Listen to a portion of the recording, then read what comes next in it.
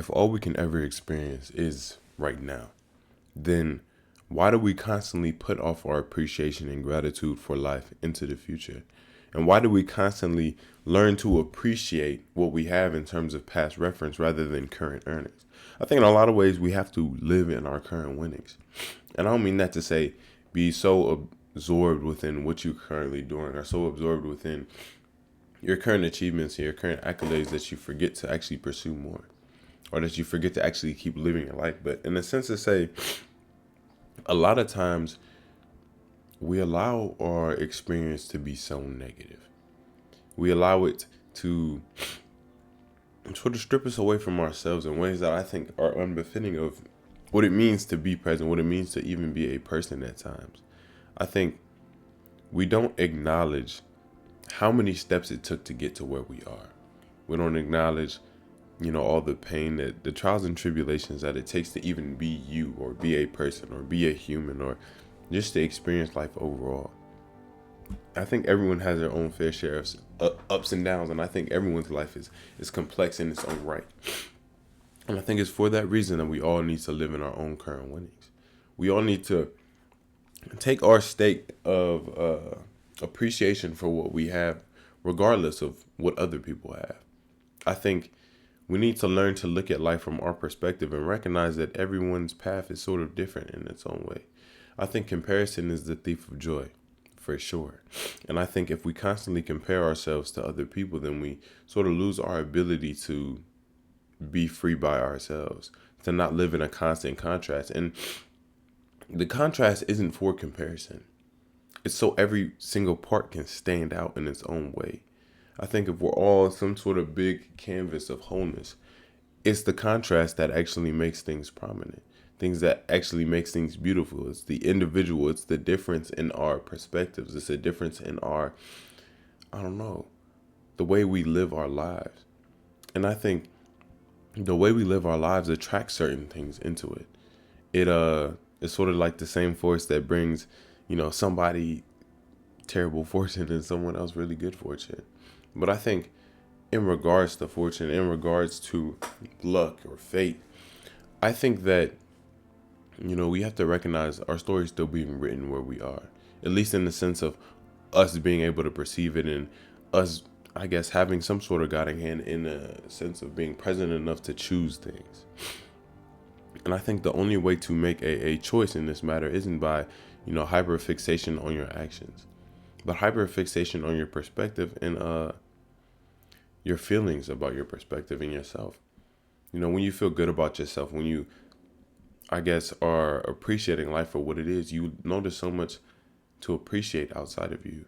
You notice so much to appreciate within your path, and you notice opportunities to sort of move yourself forward and get better and do all the things that you need to do. But I think that sort of flow or that sort of alignment with the world and alignment with yourself can only come once we stop degrading ourselves, once we stop taking away from ourselves and what we don't currently have. I think in focusing on what we lack, we lose everything we stand to gain. There's so much left out here for us to receive and experience, but that's not going to be experienced just by thinking about it and just by degrading what we currently have. It's not like the more we push away what we currently have, the more stuff's just going to trickle in. I don't think it's about that at all. I think it's sort of the opposite. The more appreciative that we are of what we have, the more we're going to be grateful of what is yet to come. And I think if we never,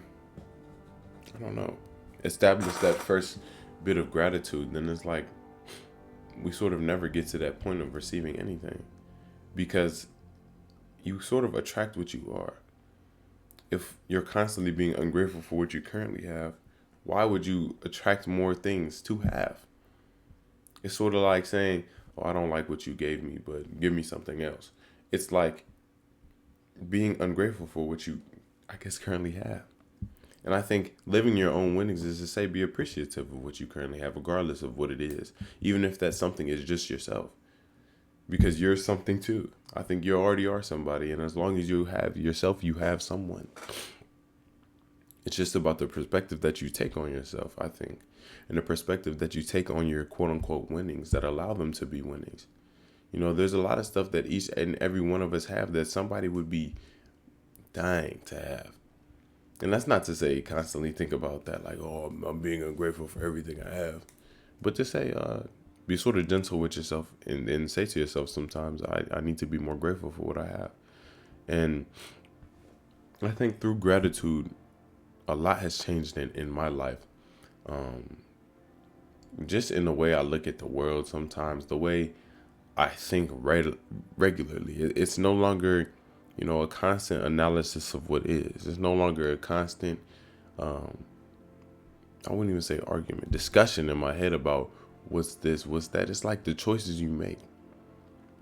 Sometimes the world gives itself to you in its most simple form, the most blank form. And we're sort of the ones that sort of paint the canvas sometimes with the projection of our own insecurities, our own inadequacies. And the sooner that we're, I guess, able to see that, the sooner that we're able to realize our own projection, we'll learn to use it in our favor. And that's why it's important to fill yourself with gratitude so you project that onto what you see. Being grateful for each and every one of your experiences, regardless of whether or not they're positive, regardless of whether or not they directly bring you something. Because I'm finding that you sort of learn from every part of life. There's no one single way for somebody to learn, especially if you keep your mind open to learning. And what keeping your mind open to learning is accepting that there's a lot that you don't know. Accepting that we're sort of living in this unknown. And the most beautiful part of the unknown is being able to learn, I feel like. Being able to experience yourself, being able to figure out more and more things as it pertains to the puzzle that is you. And if we never start the puzzle, if we never start to give some sort of borderline appreciation, start to vest ourselves in positivity, start to listen to ourselves, then we'll never be heard. Then we'll never be acted upon, and we'll never be listened to. And I think that's overall the point of an individual experience is to figure out who you are. Not necessarily in a sense to be so absorbed with it, so contained within it, but to say, know yourself so you can sort of let yourself go. Know what you think you are, know what your limitations that you have placed on yourself are, so you can actually let them go and become more. Something good can always be great. Something great can always be better. And it's not about referencing your future greatness into your present and say, oh, I'm terrible now, I'll be great later. No, I'm great now and I'll be even greater later. Like, the things we reference to are only mental projections of our own current inadequacies and insecurities. I think a lot of successful people project their success going to be very great in the future, maybe. But I guarantee they appreciate it now. I guarantee before they even got any of their accolades, they were investing some type of positivity or some type of I can mentality into their head to the point where the world conspired with them. To the point where they started to see in the world what they were carrying in their hearts, which was that gratitude or that determination or that confidence or that feeling of you are sufficient enough to do as you wish or sufficient enough to get what you want. A lot of us question our deserving nature and things. We question whether or not we're actually deserving of what we receive, as if, things aren't given to us for a reason. I think that everything happens for a reason. I think when certain negative things happen, everyone shifts to that mentality. Oh, this happened because it is. And then we attach it to everything. But with our positivity, we don't like to do that. We don't like to instantiate to ourselves that positivity is a naturally occurring thing for us. And I think it's that certain paradigm or belief structure within like our subconscious, conscious, and real world that the world is out to get us. Or that the positivity of the world is only to some select few people. And I don't think it's like that at all. I think positive and negative is a veil that's sort of always there. The positive always exists because the negative always exists. They live in reference to each other. So if you're experiencing any negativity, there's always a seed of an equal gain. There's always a seed of positivity that can be gained from the experience, even if that positivity is just in recognizing that something is negative.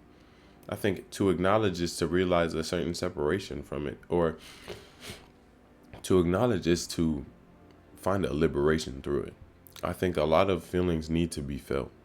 and not in a sense of given into, not in a sense of lived in, but felt. Recognizing that they're a part of the current experience and don't need to be carried into the future in terms of constantly harking ourselves and perpetuating negativity into who we are. I think if we can learn to acknowledge the parts of ourselves that are seeking out change, then we'll change the parts that are uncomfortable. We'll change the parts that sort of find any type of stagnation with the world around us and allow them to transform and change to things that aid in our best benefit. And what I mean by that is sometimes our negative characteristics, we feel as if they can't be changed or they're unchanging. We feel like you can't just get rid of something. It's not about getting rid. It's about renovation in a sense.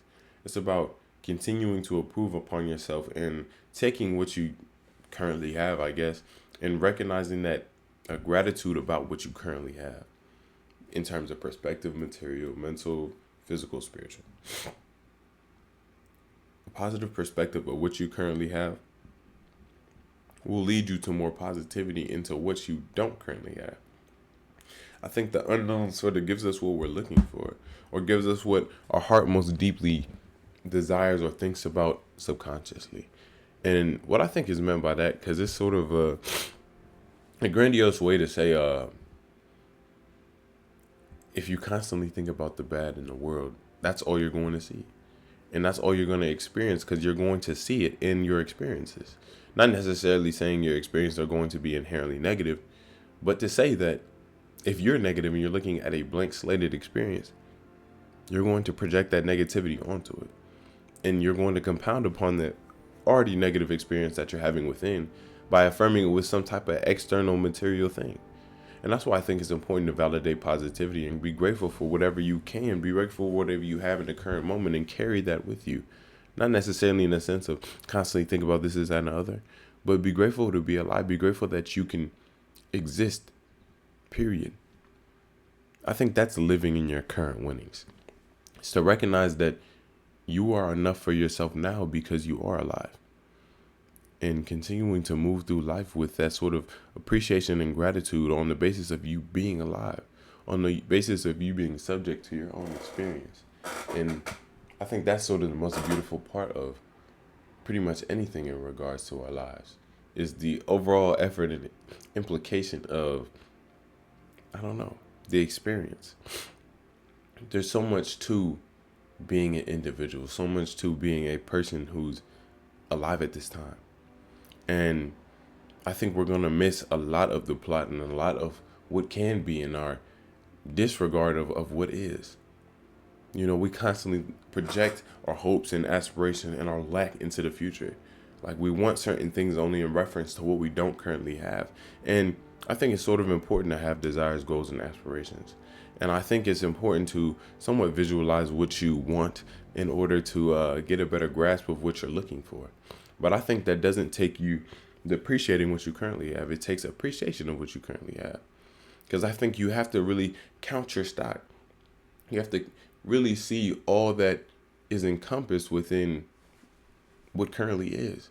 So you can see what you actually need for the future, what steps you need to take, and recognizing that the first step always reveals the second. There's so many things I feel like are characteristic of life that are only brought about once you actually let go of the reins and allow life to be what you are rather than what you're experiencing. You are the experience. You are the life that you're living. And if we never do that for ourselves or shift our perspective to recognize that it's all about how you feel, then we're constantly going to live in reference to our feelings without recognizing that what we experience or how we live is in reference to our feelings. It's sort of like a double-edged sword, and it's a cycle. If you perceive something to be bad and you become bad from it, the next thing you perceive, even if it's good, will be bad because you're carrying it with you. And if you carry a certain amount of positivity and gratitude for yourself and love for yourself at a very baseline, I think you'll carry into situations what you are because you're a part of the situation. And if you're good and the situation's bad, you sort of cancel each other out at times, not necessarily overtly, but I think it's not even about canceling out negativity. It's about not allowing it to penetrate your brain, not allowing it to sort of change the way you're thinking. Decide for yourself how you want to feel in a sense, and not base it starkly on external events, but internal appreciation, internal comfort, internal confidence, internal allowance, and sort of allow life to sort of unfold in front of you with a smile on your face, because that's all you really can do. All we really can do is let ourselves go and let things play out as they want to, as they are.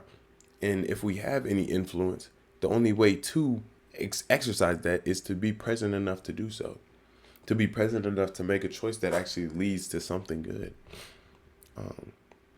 All in all, thank you guys for being you. Thank you guys for being alive. Thank you for existing at this time. Really do appreciate y'all, and I hope you guys are taking care of yourself to the best of your ability. A lot more on the way. A lot more I could say. One more thing.